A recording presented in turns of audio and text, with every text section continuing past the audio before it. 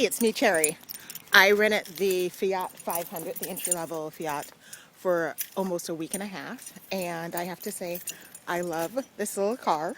It is so fun to drive, and it is shockingly roomy for a teeny tiny little toy car, which is what everyone says when they see it. They're like, oh my god, it's like a toy. And I say, it's not like a toy, but it is really fun. Now, you would think when you have this little two-door, it wouldn't really have all the bells and whistles that you expect from a new car, and it does. It has the power locks, power windows, it has a little key fob. It is shockingly roomy in the front for two people. In the back, I'd have to say you'd have to be either very tiny or a child, or you shouldn't do like I do, which is drive with the seat as far back as humanly possible, which I do for every car, whether it's a full-size car, a minivan, an SUV, whatever. I just like to have my legs stretched out. It has a surprising amount of powerful engine for this little tiny thing, and it definitely has a lot of pick up and go. As you can see with all the modern cars, it has the controls on the steering column, as well as everything in the center column, because they are trying to make as much room for passengers and the drivers as possible. They don't really have much of a armrest storage. They do have a little bit of a back cup holder in the front and the back, which I use to hold stuff in, as well as a shockingly roomy glove compartment. Like, the glove compartment is huge, I have to say. And it also has pockets on the side of the doors so that you can have a little bit of something in there.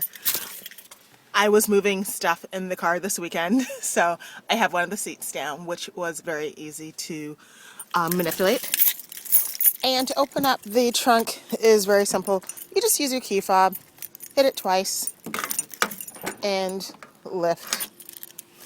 For some reason they had the jack out, and someone, it is a rental car, had broken the little protector, but I found you didn't really need it because A, I didn't really carry that much in it, and B, I didn't need it. I was really impressed when I went grocery shopping. I had the back full with 5 bags of groceries, environmentally safe grocery bags, so they're the recycled kind, and it fit perfectly. And I will have a little video of that. So as you can see, you don't really need the little protector. I mean, it's handy if you're carrying valuables, but I don't carry valuables in my car. But here I am getting in the car. As we all know, I am 5'8". I have really long legs. In my opinion, I have really long legs. And so, look, plenty of room. And look, plenty of room between my legs and the steering wheel. And it has one of my really important pluses, the ability to change the steering wheel. And I have plenty of room, whether it's all the way down low or whether it's all the way down up. It took me a little bit to get used to having the controller here in the middle, because in my car, it's on the side like most older cars. But I love it. The Sport was cool. I didn't really use it very much because I was driving in the city, and I don't really drive that much. I love the fact that it has one of the little modern keys where you flip it out.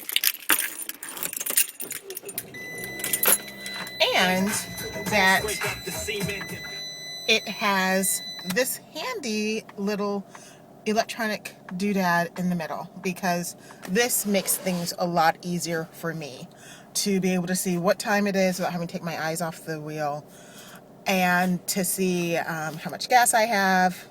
I have been known to run out of gas when I forget to fill it up.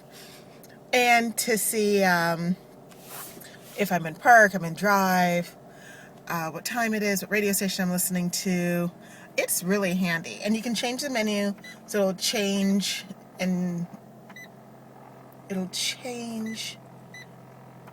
what you want. So it's very handy. This way. I'm very happy with it.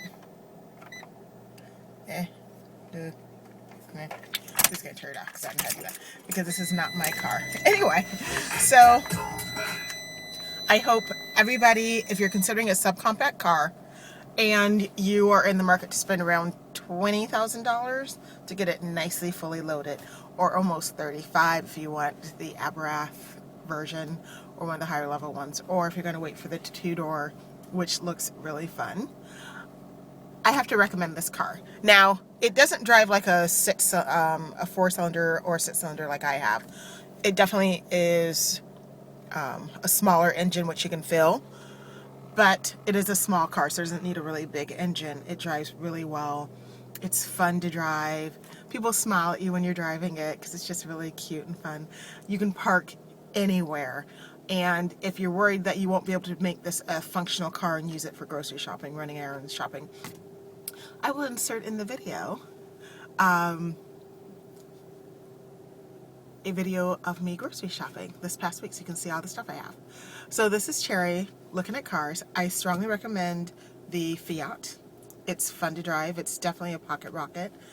And in comparison with other cars in its price range, it has some major pluses. It does have a few negatives, namely that it's small, that the engine is small, but to me it all negates out because this is one of the funnest cars to drive that I've ever had in my life.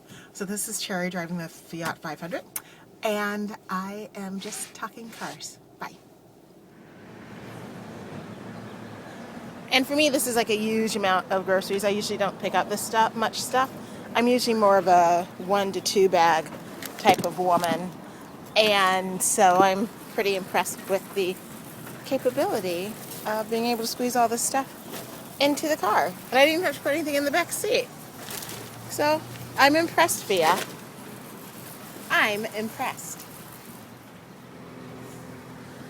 So as you can see, I rented the Fiat for the week and I decided to go grocery shopping.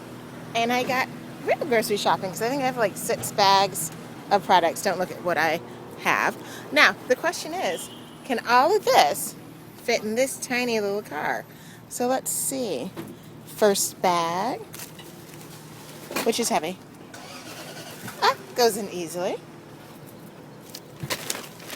Second bag, which is heavy. Goes in easily.